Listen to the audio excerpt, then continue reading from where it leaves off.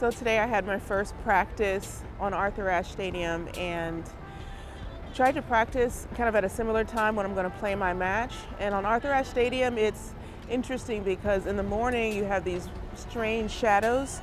So the ball is coming out of the shade into the sun on one side and out of the sun into the shade on the other side. So it's really challenging to see the ball. And then in the afternoon, it just divides the court in half. So if you hit across the court, then it goes in the shade and out of the shade. So today was just trying to hit around the time that I'm going to play, so that way I could get used to the shadows and the shade and the conditions. And actually, this was the first year that there were fans on Arthur Ashe during practice. So that was actually great because then it was really like I was playing. So it was good to get on the court, and it felt very much like home after being away for a year. And now it's time. This was my last practice before my match, and I want everything to be perfect, and I'm always in such a serious mood, and it could probably help if I would just not be so serious, but I can't help it because I'm a killer on the court, and I'm mad at everything and everyone when I'm out there. So apologies to my team if I barked at you. But it's what it is. It is what it is. You know, when I get into my domain, that's my domain. So I really had a great practice, but there's a part of me too that always sees what I didn't do perfectly. It's like, oh, that ball should have went just a little bit deeper. Or why was it just a little too close, instead of oh, wow, that was great. So today I just need to focus on how far I've come since my first match, which has been very far, to say the least, and enjoy it. So I'll spend the rest of today just enjoying that and looking at the glass, not even half full, but full and overflowing. And here we go. So I definitely came into this match as prepared and ready to go as I could. I had a very interesting summer in the sense that I came to Wimbledon literally, I'm going to emphasize, just to watch Serena, and I entered the tournament. No idea how my body was going to react. And it reacted. So that gave me some confidence to realize that maybe I could come back on tour. Had some interesting moments too where I changed rackets. So I changed my racket literally right before the US Open. So that was a very intense moment. But I came into this match feeling like, okay, I've done what I can to win this match and to prepare. I've got it all inside of me to win this match. But unfortunately, I played an opponent who really just got a little bit better than me on some of the points, and I felt like I was just starting to get comfortable. And playing your first Grand Slam in over a year, I found for the first time, because I've never done this before, is not easy. So I was really settling in before I kind of ran out of time. But the hard work and the determination, the focus coming into it is all worthwhile. So even though the result was not what I wanted, it's all about pushing forward, and it's about going from one failure to the next until you get to your success. And this is what I know, even though it's not easy sitting here and thinking about what I could do better and how I could be better and wanting those moments back on the court. But more than anything, the fans that supported me, I've never felt this kind of love and support ever in my life. And I don't even know what to make of it except for gratitude. And I think when you sit in gratitude, then you can be thankful for the things that you have, and then you can work harder. And so that's what I'm coming from. That's my lesson from all of this, is to sit in discomfort, learn from my failures, push forward until you succeed. And I can't wait to give it my best shot and take on the doubles with my sister.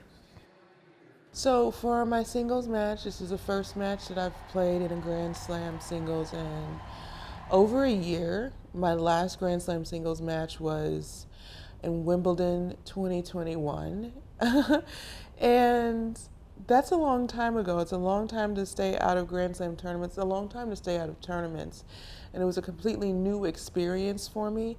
I've been out with injury, but usually not longer than 5 or 6 months. And during that time, I still kind of had a racket in my hand at least half of that time. So it was out for 3 months, and then the racket in the hand for another 3 months or so.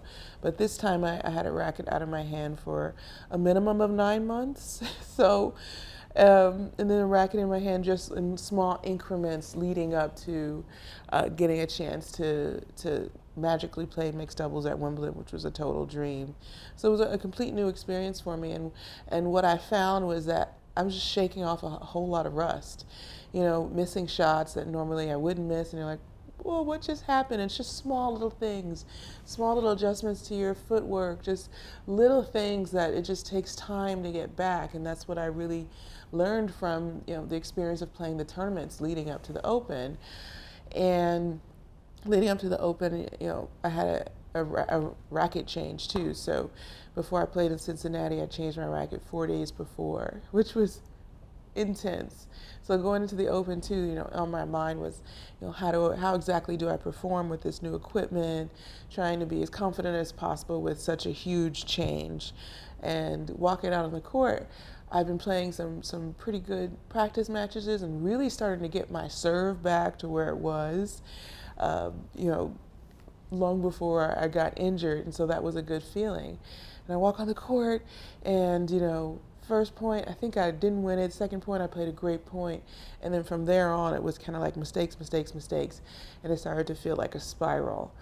And as you're sitting there on the court, you're like, wow, this is going really quickly. I can't let this happen. I've got to slow things down. I got to start turning things to my side. I got to start getting my feet planted. I know I can play well. What's happening here? So my opponent played extremely well. I've never seen her ever play this well before in my life. So she came out on her best day. And the second set definitely had some great chances, and I thought I played a great set. I thought that in the tiebreaker, I played a tiebreaker to win, but she just came up with some shots that were completely unexpected. I don't think she even expected those shots to go in, but they did. But more than anything, I wanted to win this match. It's disappointing not to win the match, but I really gave everything I had under the circumstances that I played under, and the circumstances I played under were all new for me. And it's so interesting to have new circumstances at this stage in my life and this stage in my career. When you think that you've probably experienced it all and have a lot in the bank, this was definitely very new. First Grand Slam, coming back, new equipment, new racket, all these different things that I had to adjust to, and it's definitely a mental battle. And what I learn and take away from this is that you always have to be prepared mentally, and you always have to continue to be confident even in the hardest of circumstances. And that's what I did, and that's what I tried to do. And even when you fall short, it's about pushing forward, and you just push forward to that next time, to that next time. And it doesn't matter how many times that it takes you, you push forward until you get the result that you want. And you have to believe that you'll get there. And it's about taking the next step. So for me, it's a next step. This is what this was. It was a first step, and there'll be a next step.